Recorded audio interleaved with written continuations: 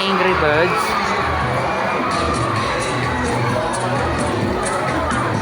There you go, because we started our noodles. We're now a trainer here. Daddy?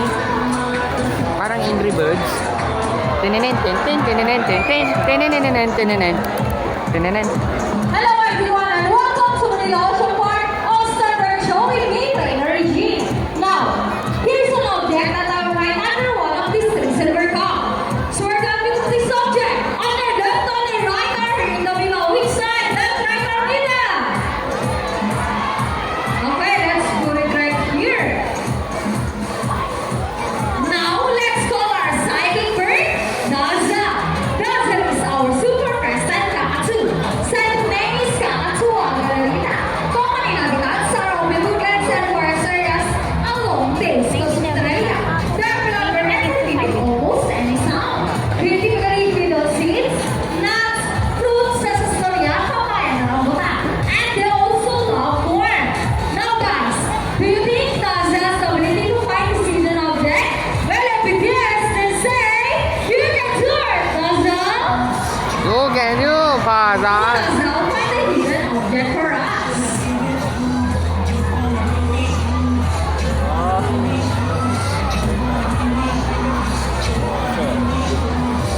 And she got it! Applause for Daza with trainer Jamie.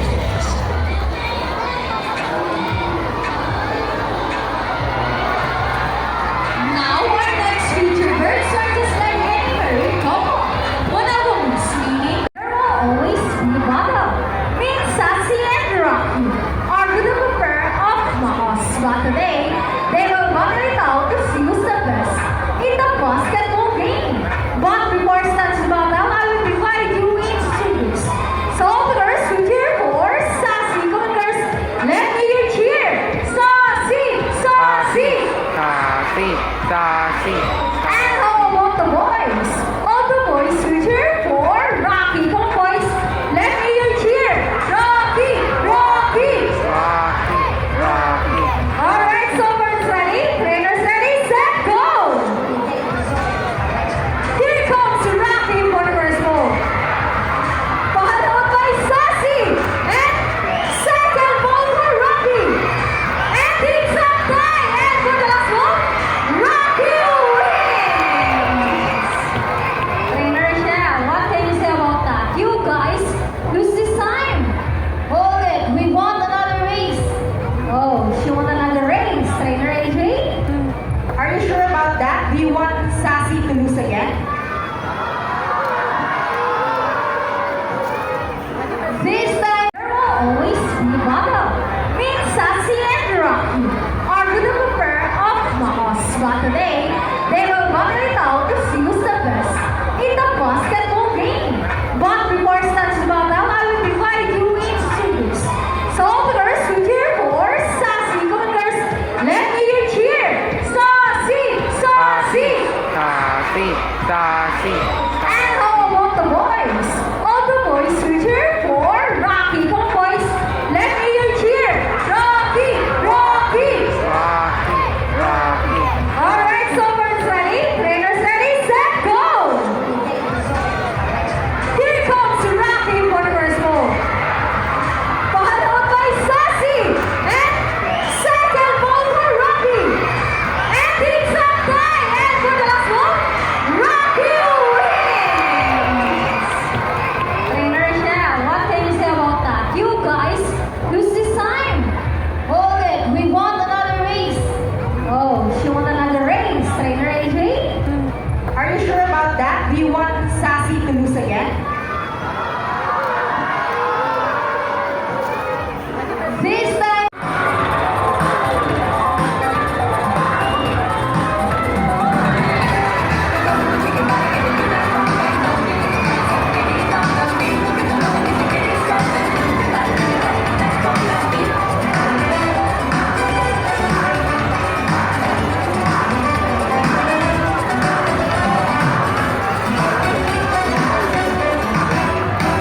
Wow, what a wonderful legend!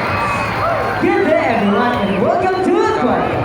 By the way, to the camp, and think I can do it, my friends? Here with the winners one at a time. On your left side is the eldest female South American Sealion that we have here.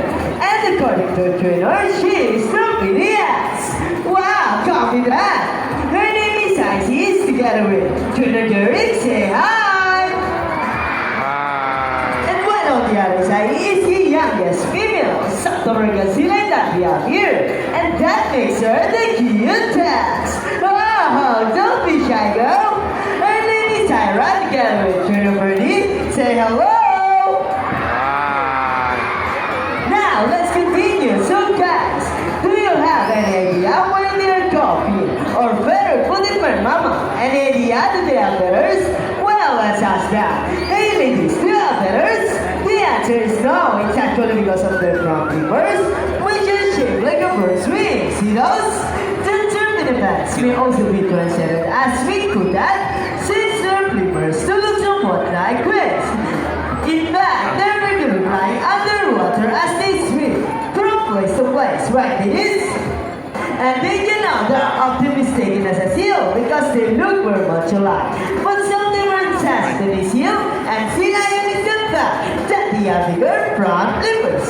And they can also turn their back flippers, something Seal cannot do. As a result, they can walk upright while on land. And that's a fine demonstration. How about the round of applause for Sealion France? And you know what, guys? They have this long and flexible neck. How flexible? Well, check this out. So flexible, right? How about the round of applause for Sealion France? As you can see, their body is covered with a thick coat of short coarse hair, and their whiskers have the Sealion's sense of touch. They contain their fibers, which makes them sensitive. Ooh, nice smile. Hey! And they can also use their whiskers to the navigation or to detect vibration from breaking the water. And their small external ears give them a good sense of hearing, both above and below the water surface. Sealions, like any bird animal, can see both above and underwater. They have a keen eyesight, but no color vision. In the way, they inhabit waters close to shore, flat rocky cliffs with tide pools, and have a preference for rocky beaches. They have excellent climbing abilities, which can easily scale rocky cliffs. Well, check these out, truly strong front flippers.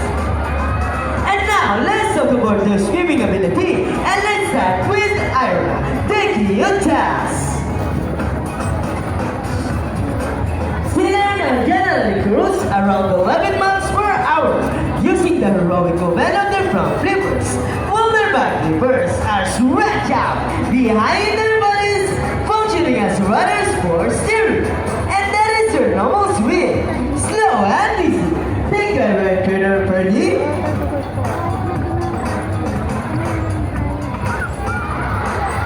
But with chasing their prayers came from others, they can achieve a first. This now, could you please join our Sealion friends in a salute? In the count of 3, everybody please salute and make this one now. People of the crowd, are you ready? Hey guys, I can hear you. Are you ready? Yeah. Now, let me count. 1.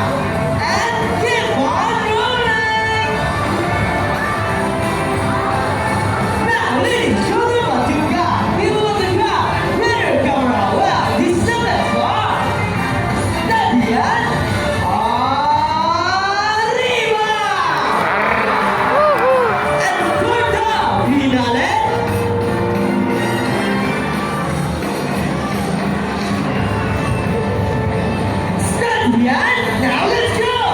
Yeah! Ah! Our wonderful personal class for the winners were the dancers. This was it.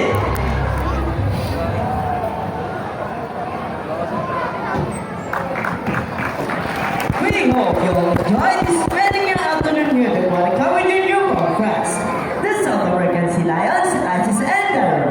And we also hope that even after you leave, you will take the experience with you and with the effects are friends in the sea. Sea is the animal animal cannot survive in the crush of the environment. So let's keep our surroundings clean. As a conclusion, there are many other trends of survival all over the world, such as slamming cage and illegal hunting. You can learn more about this inside our ocean island. And always keep in mind that we are the stewards of London dust. Each one of us must do